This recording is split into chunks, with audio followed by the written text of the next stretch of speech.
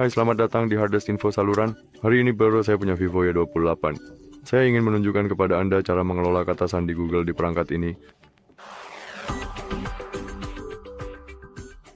Mulailah dengan membuka aplikasi Google Chrome, ketuk 3 titik di sudut kanan dan pilih pengaturan. Kemudian tekan pengelola kata sandi Google dan di sana kita bisa mengelola kata sandi Google kita. Langkah pertama, kita harus mengetuknya pada situs web yang diingat perangkat kita untuk kata sandi dan masuk ke layar kunci kita. Untuk terhubung ke sana, kemudian bisa salin nama pengguna, salin kata sandi, atau setelah menekan ikon mata, smartphone menunjukkan kata sandi diingat.